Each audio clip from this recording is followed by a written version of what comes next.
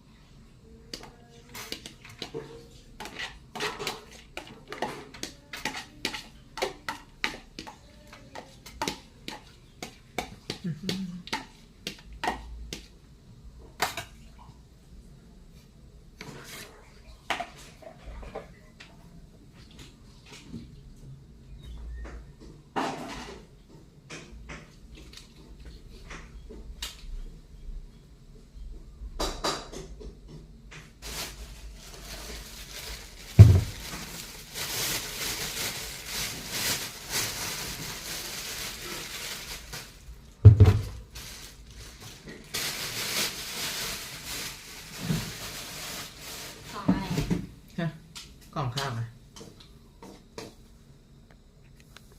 ปุ๊บปุ๊บร้อนๆน่ากิน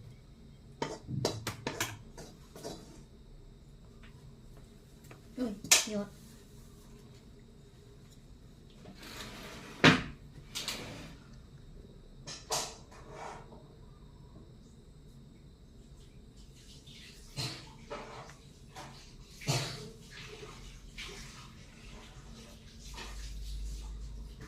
ย่อ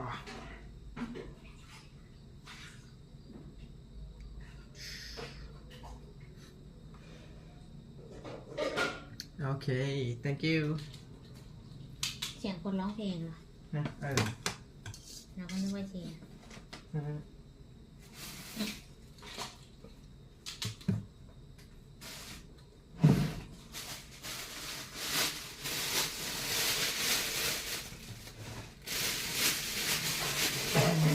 time to eat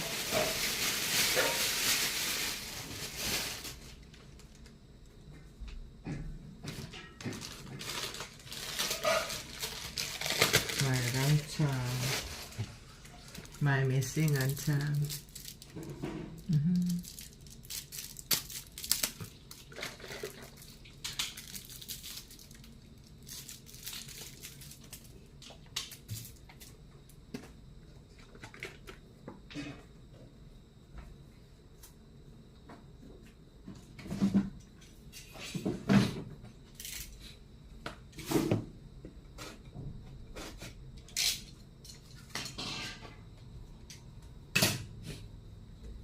Thank you, my friend. Yeah, I am a return birthday. I am Shia.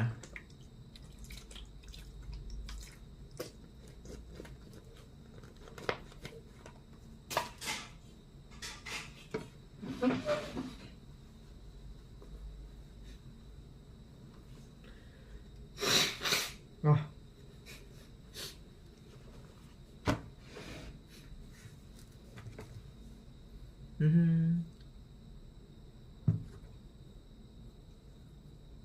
I love to eat banana.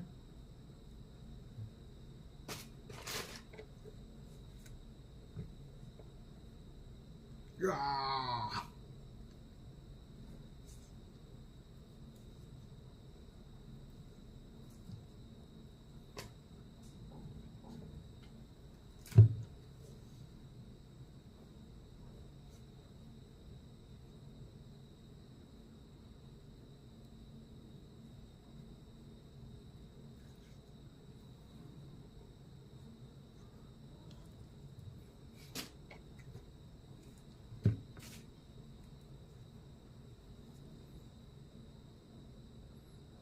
Today I will eat only healthy food.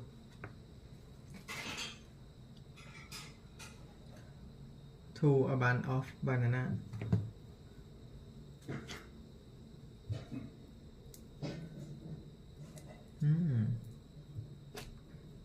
What time it is now? 1 p.m.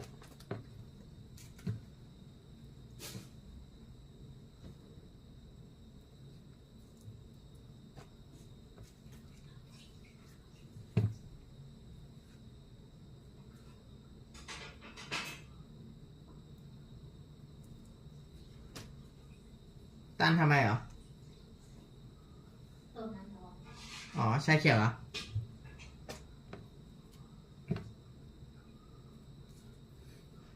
ปอกมะละกอ No I'm making my food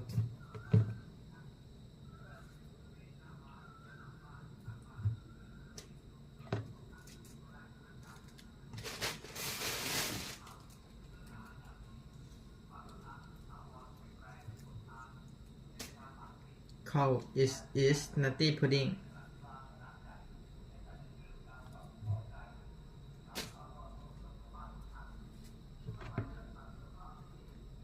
Today I will go to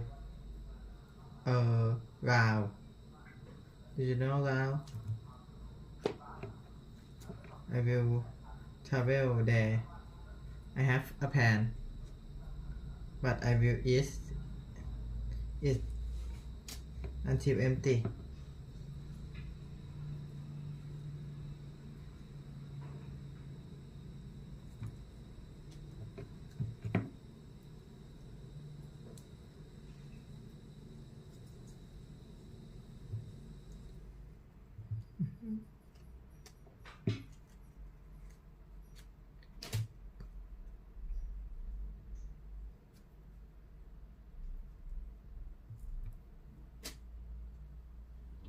นี่ทำไมอ่ะต้นไม้ เยอะ ใช่ไหม แต่ก็กินไม่หมด ก็เนี่ยมันใกล้ไอ้นี้แล้วมันดำแล้วนะ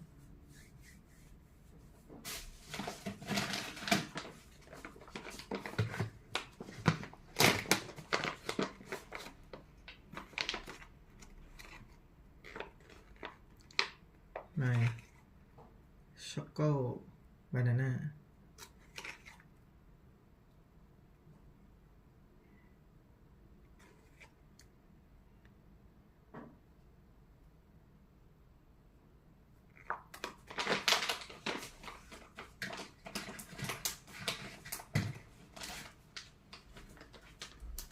and then push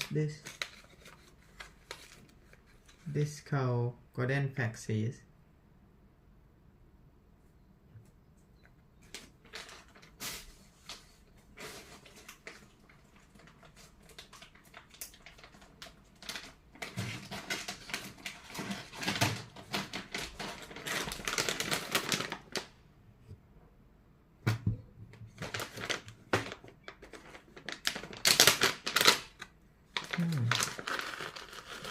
เรดก็จิบเบอรี่โอเค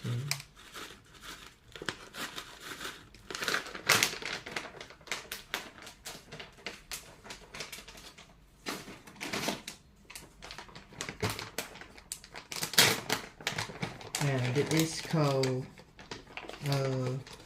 tea powder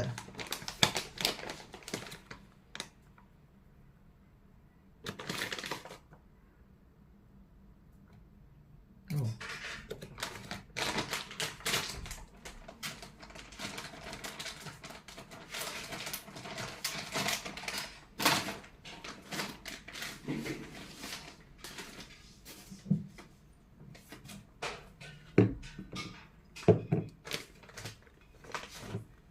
put cheese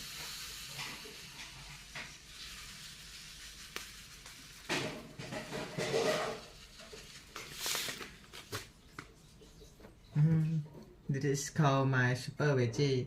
It have raspberry and egg and pumpkin, broccoli, shiitake, cauliflower and papaya salad. This is called nutty pudding. ไม่หวาน อะไรอ่ะอ๋อ olive oil Okay, this is called super longevity diet. Today I will eat healthy foods only. Healthy food, not have processed food.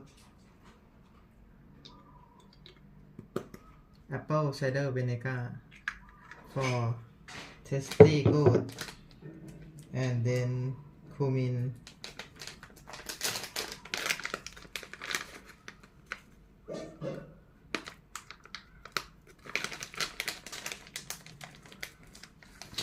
thank you black goji berry okay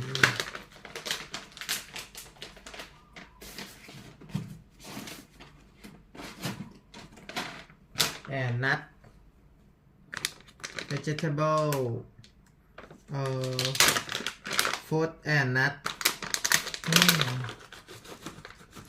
almond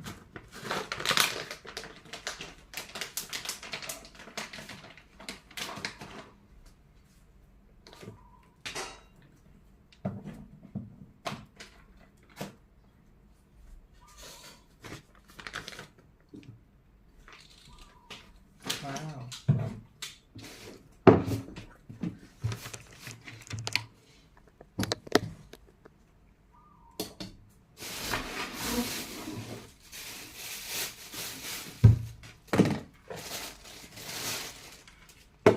ไม่ต้องไปให้หนาก่อน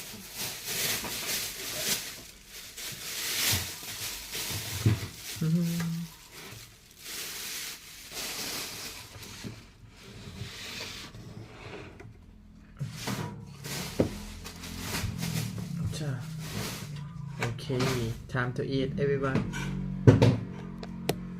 Amazing time. I wait for this time a long time.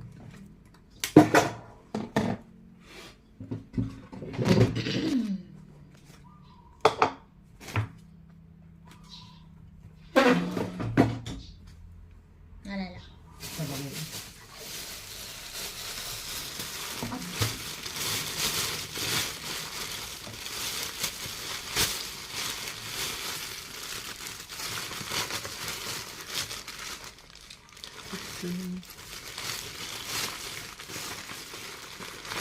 แค่ออกมาจากช่องทิ้งเมื่อกี้ไม่ใช่เหรอ น้ำแข็งโป๊กเลยอ่ะ ให้เหรอ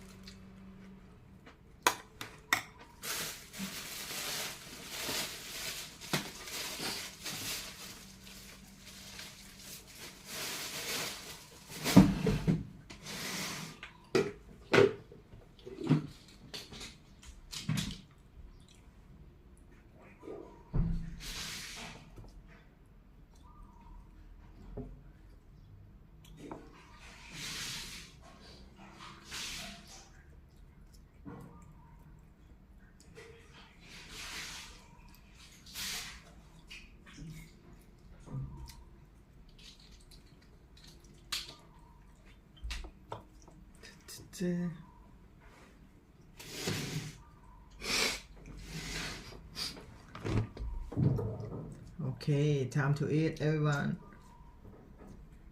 Yeah.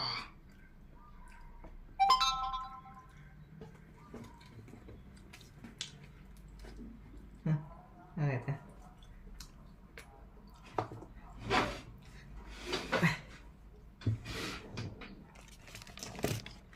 มองเมื่อไหร่จะกิน น่ะ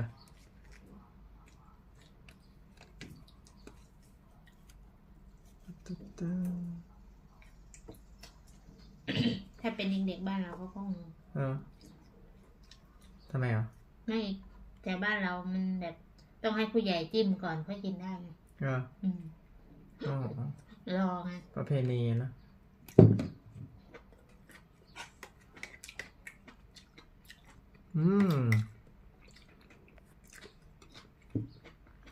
โอ้ยครบ24 ชั่วโมงแล้วมั้งเรา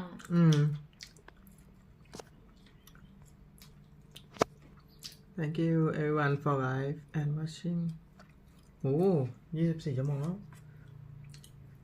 อ้าวทำไมมี2 ช้อนสตรอเบอรี่ปะ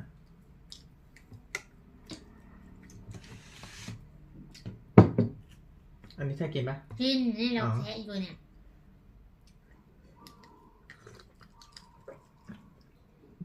มาชากินเทนeveryone เอาไว้ให้หมาคือเดี๋ยวกระดูกคาคอหมาอีกข้าวเลย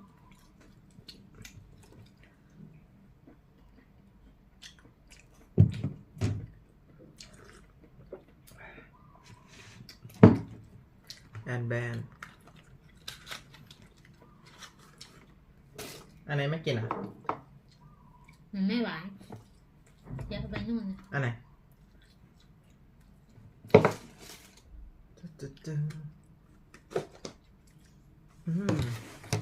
เดี๋ยวไม่ค่อยกินมันร้อนเน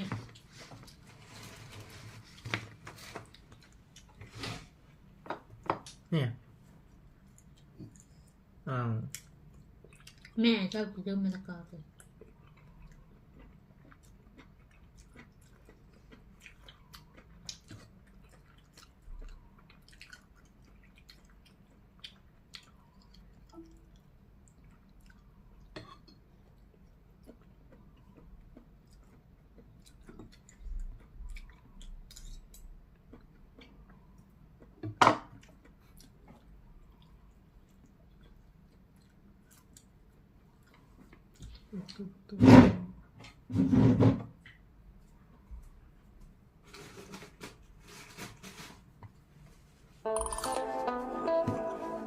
So, DeepSeek has been grabbing headlines for a couple of reasons. First, they just released a new multimodal AI model family called Janus Pro.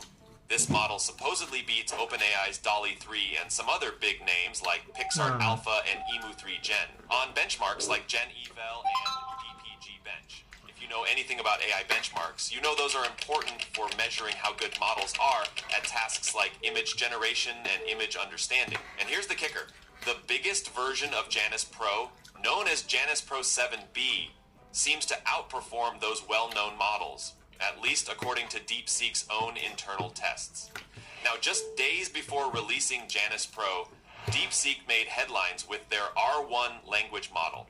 That's the one that got people worked up because it apparently matched O1's performance. But, get this. While costing only around $5 or $6 million to develop, compare that to the billions that big AI labs in Silicon Valley are spending, it's no wonder the entire industry started wondering, are we all overpaying for AI development?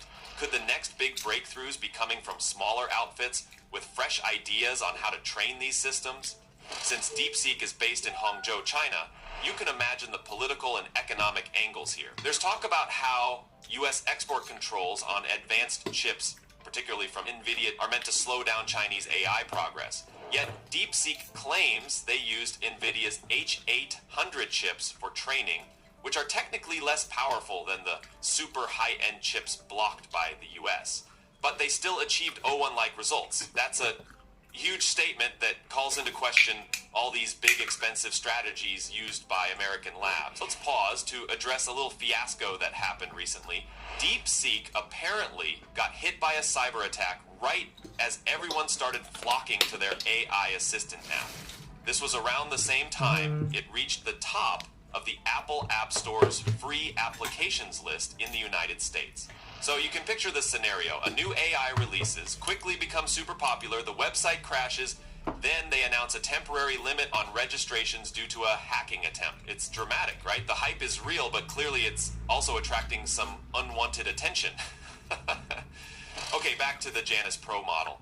DeepSeek touts it as a unified transformer architecture that can do all sorts of things. Image generation up to 768x, 768 resolution, image analysis, and text-based tasks.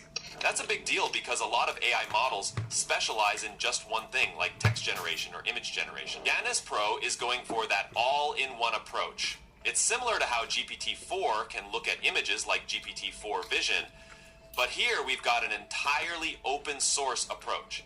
DeepSeek put the model's code and weights up on Hugging Face for anyone to download right away. That's in stark contrast to companies like OpenAI that keep everything behind closed doors and proprietary APIs. Now, how good is Janus Pro really? The model is offered in different sizes, from 1 billion parameters all the way up to 7 billion. The 7B version is the flagship, and apparently the one that competes with DALL-E 3. The user community has tested it in a bunch of ways. For example, people tried analyzing images with Janus Pro to see how accurately it could describe objects, relationships between them, and any implied meanings. It did well at describing straightforward things, like the position of objects or their appearance, but it kind of fell short when deeper reasoning was required. Think about an illustration meant to convey a metaphor. Janus Pro basically gave a literal description, but didn't interpret the symbolic message. GPT-4 Vision, on the other hand, was able to pick up the deeper meaning. On the image generation side, Janus Pro can produce decent images, but might struggle in certain areas like overall sharpness or artistic flair, compared to specialized state-of-the-art image models that are constantly being fine-tuned by huge communities like Stable Diffusion's various fine-tunes. Janus Pro's advantage seems to be versatility more than absolutely top-tier visuals. One interesting test. Someone prompted Janus Pro and standard SDXL for a cute baby fox in an autumn scene, and Janus Pro did nail the baby part better. But SDXL gave a crisper, more detailed image. So it's a trade-off. Janus Pro was more faithful to the prompt, while SDXL was better at generating a polished look. A crucial point is that DeepSeek's approach to open sourcing the model means the community can possibly fine-tune it to higher quality. We've seen that happen with other open source models. People out there can tinker, apply specialized data sets, improve the code, and basically push the model to new heights. DeepSeek's official space on Hugging Face is apparently not active yet, so some individuals have set up their own spaces to let others test Janus 7B. Just be careful that you're actually using the 7B version and not some smaller 1.5B build mislabeled as 7B, because that's definitely going to lead to disappointment. Now let's discuss the meltdown that happened in the stock market. As soon as DeepSeek's success story became headline news, especially the part about building a GPT-4-like system with a fraction of the cost, tech stocks took a hit. NVIDIA's shares reportedly plummeted, causing a huge dip in market value, like $600 billion in a single day, which is enormous. The logic here is that if you don't need the most cutting-edge chips to train a top-tier AI model, maybe NVIDIA's unstoppable growth path is not so unstoppable after all.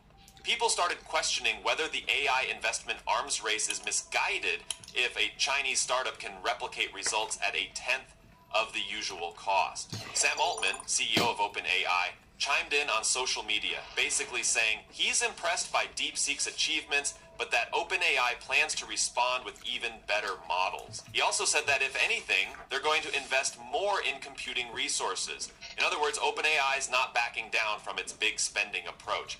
Remember, they have partnerships with Microsoft, who's poured billions into OpenAI's ecosystem. Plus, they're planning massive data center expansions. Another interesting twist came from the White House. President Trump, yes, that President Trump, commented that the release of DeepSeek AI from a Chinese company should be a wake-up call for our industries, that we need to be laser-focused on competing to win. He talked about unleashing American tech companies to ensure the U.S. continues to dominate the field. That's a pretty big statement, especially amid the ongoing debates about restricting chip exports to China. But then you have this Chinese company just sidestepping those restrictions by using whatever resources are still available to them. That's definitely fueling the conversation about how well these export controls are really working. DeepSeek's background is also kind of mysterious. They've only been around since 2023 and are headquartered in Hangzhou. Big Chinese players like Baidu released large language models a while ago, but no Chinese model up until now has caught the attention of the US tech community quite like DeepSeek. Some critics worry about possible security risks. The question arises, could DeepSeek be closely tied to the Chinese government in ways that compromise user data or lead to censorship? Some folks have reported that DeepSeek's AI assistant won't answer questions about the Chinese government or President Xi Jinping. That's led to speculation about how open or free it actually is when it comes to certain topics. Nevertheless, in just a couple of weeks, DeepSeek's AI assistant soared to the top of Apple's App Store in the US, surpassing even ChatGPT as the top-rated free application. Think about how wild that is. They basically grabbed the AI chatbot crown in a matter of days. The surge in popularity caused such high demand that it triggered serious outages on DeepSeek's site. They had to fix issues with their application programming interface and user logins, reportedly their longest downtime in about 90 days. Although sudden viral apps often experience these short-term meltdowns, it definitely shows there's real market interest. Something else that's shaking investors, the assumption that you need billions of dollars and thousands of the absolute best NVIDIA chips to train competitive AI might be wrong. At least that's what DeepSeek is suggesting. And when the viral apps went there using their XLA passwords like Rice Crisps that are customizable emits, OpenAI is not the only one in the crosshairs. Anthropic, Meta, Google, Amazon, they've all allocated massive budgets for AI R&D and infrastructure. Microsoft, Meta, Alphabet, Amazon, and Oracle alone are poised to spend around $310 billion in 2025, part of which is for AI data centers. Meanwhile, OpenAI teased an eye-popping plan to spend up to $500 billion to build out a global network of data centers. But if DeepSeek can do it for under $10 million, maybe these spending sprees are overkill. Now, let's be fair. Some people doubt DeepSeek's numbers. The company said they only spent about $5.6 million on training their V3 model. Thank you. But that's just the final training pass. That might not reflect all the prior experiments and data curation that went into it. Still, even if the total cost was 2, 3, or 5 times that, it might still be significantly lower than what we hear from American tech giants. And that's a big question. How is that even possible? DeepSeek cites new training techniques, such as methods that let the model focus only on the most relevant sections of data at a given time, thereby saving a lot of computing resources. They also say they used open source projects from Alibaba and Meta as a springboard, fine-tuning them to create their final product. Not everyone is thrilled that they essentially piggybacked on open source frameworks from the West, but that's how open source works. Once the code is out there, any capable group can adapt it.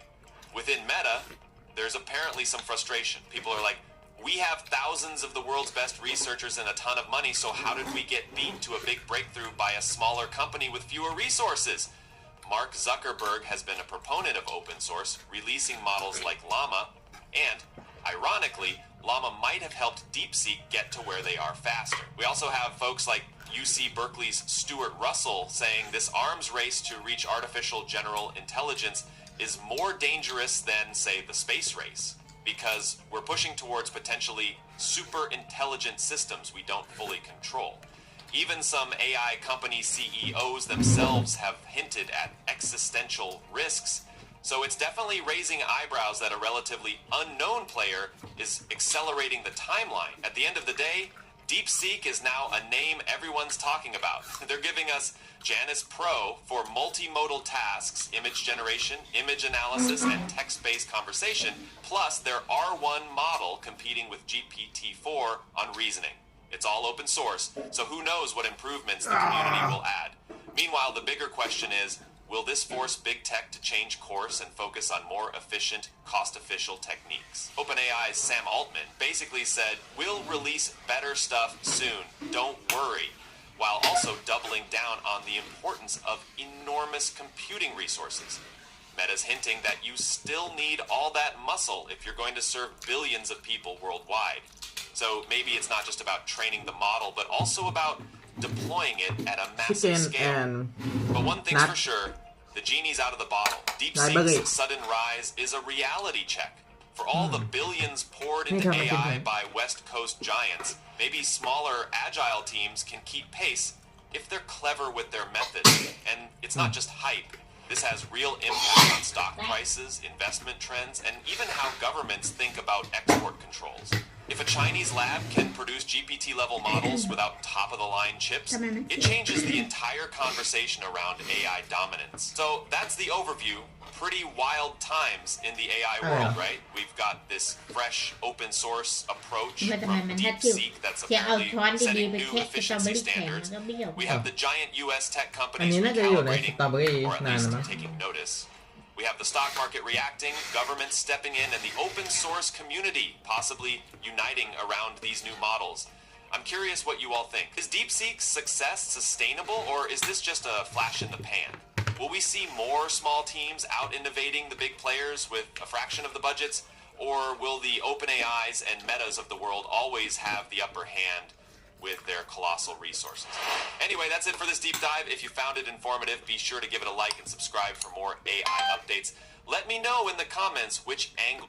All right, a look at U.S. futures, yes. In case you're just joining us right now and wondering why some of these contracts are down 2%, 1% on the S&P futures, yeah, well, you got to blame the, is it the bandwagoning? Is that the verb there on the DeepSeek trade? So the opposite of this is obviously a lot of the related stocks in China are actually moving to the upside here. And I think what it's telling us is the cost of innovation is collapsing, which it has been doing. I mean, the cost of AI training is dropping before this, 75% per year.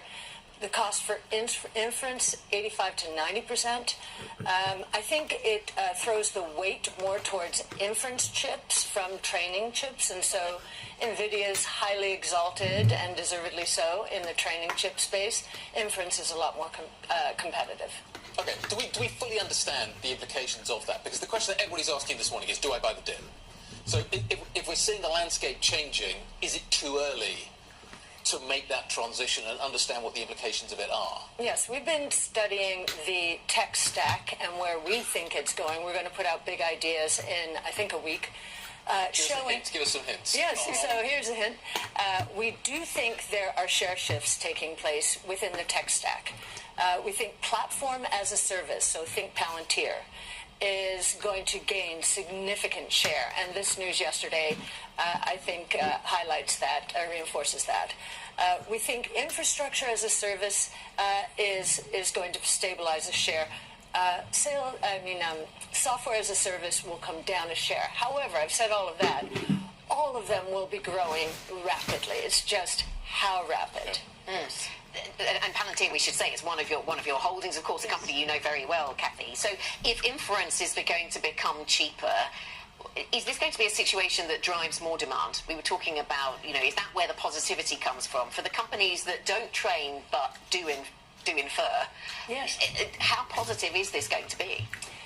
It's going to be extremely positive. So those using AI, whether for productivity or other applications, are going to benefit. We think the two most profound use cases right now, besides increasing productivity for everyone, autonomous mobility, so think cars, drones, and so forth, and interestingly, the healthcare space.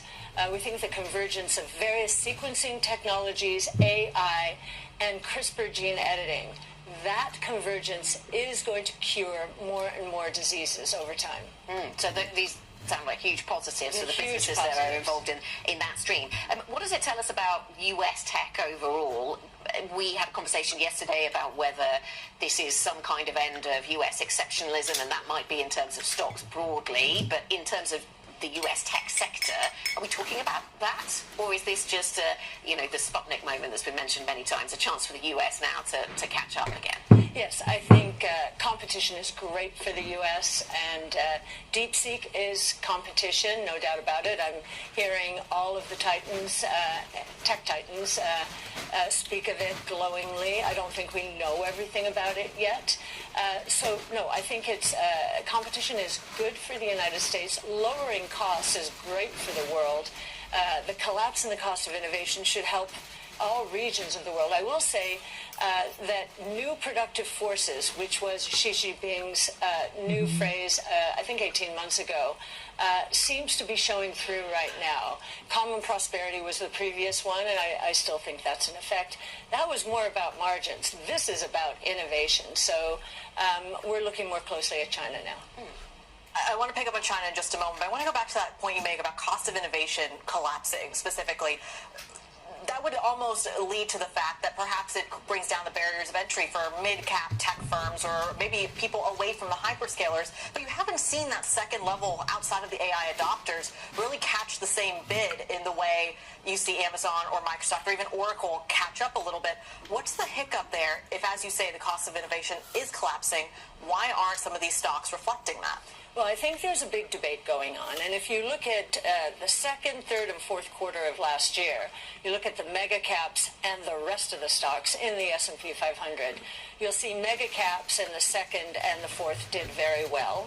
And the smaller cap stocks did very well, much better than the mega caps in the third quarter. I think there's a little bit of a tug of war evolving here. And if we're right, the most massive concentration in the market in history, worse than the Depression, is probably going to give way to a broader-based bull market.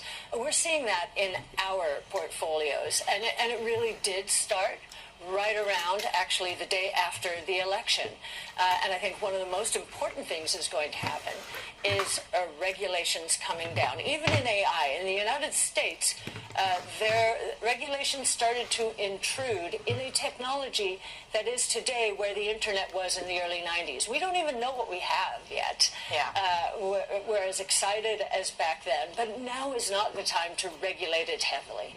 Well, I think you've got the president on your side when it comes to that in the States. I want to come back to kind of this idea of the hyperscalers here. You're famous for your beta strategy, especially when it comes to the tech space. I think it's fair to say that the highest beta right now is in some of these tech names, in NVIDIA, in Microsoft, in Google. Just looking at some of the moves we've seen in the last 24 hours, not to mention the last 12 months or so. Why not increase your holdings for more exposure to the hyperscalers? Yeah, we do think, we do own Meta and Amazon in our flagship, and we own more of them in our other more specialized portfolios. And in Europe here, we have an AI and robotics fund, and we hold probably most of them because they are going to benefit from the declining cost in AI. And even Meta, who was really the open source leader. DeepSeek is open source. I think Meta is saying, wait a minute, what's going on here? And they're going to use some of the techniques, the algorithms that DeepSeek has used to improve their own platforms. So we're not negative on them. We think that the neglect of the rest of the market has been extreme, and that is going to change. That the strongest bull market out there is a broad-based one. A market favoring 6 or 7 stocks alone is not a strong bull market. And so if we're right, the bull market will strengthen out and gain momentum, rewarding smaller cap stocks than we have seen thus far. You use Meta as a great example. Meta, before they went all in on AI, went all in on the metaverse, and there was a big pullback on some of that investment. Do you need to be sitting on billions or trillions of dollars in cash to excel in AI in the next 5 years? Well, I think DeepSeek just taught us that the answer is less than people thought. You don't need as much cash as we once thought. I don't know if the number is right, 6 million. To train that model, that's unbelievable. It's a tenth or less. Now, many people don't believe that, but again, it fits in with the costs collapsing thesis. They were collapsing anyway. DeepSeek has just stepped it up a notch. Kathy, you mentioned earlier that you're increasingly looking at China. I'm interested in what that looks like, but also how much you think that the US tech companies are going to engage with this, or US businesses will engage with this new technology, DeepSeek, coming as it does out of China, given everything we've heard about TikTok and where your data ends up. That might raise some flags for some people. You know, it's very interesting. We've been thinking about President Trump, or many people have been thinking that, oh, wow, this is very negative for China and U.S. relationship with China. But there is another point in history that might be repeating to some extent here. It's called Nixon in China. Nixon did not trust China. He and everybody trusted Nixon because he did not trust China, and they knew he wouldn't lead us astray. I think the same thing is happening here with President Trump.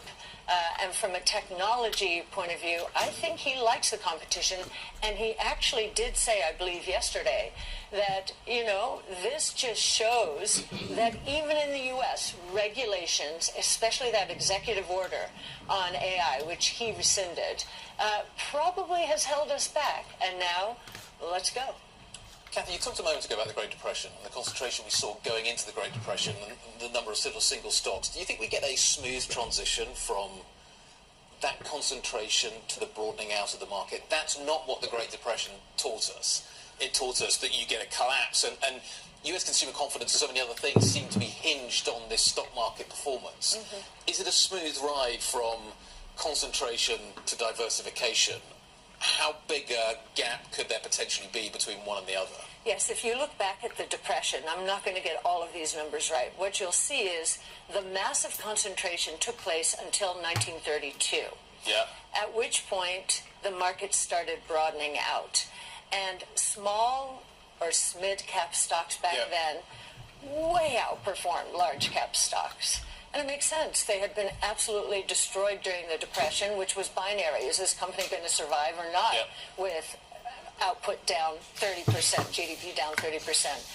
It is surprising to me that we got to an even greater point of concentration than the Great Depression. It tells you that in an underlying sense, there was a lot of fear in the market, and that investors were piling into cash-rich companies that, oh, by the way, had, a leg up perhaps in this new thing called AI.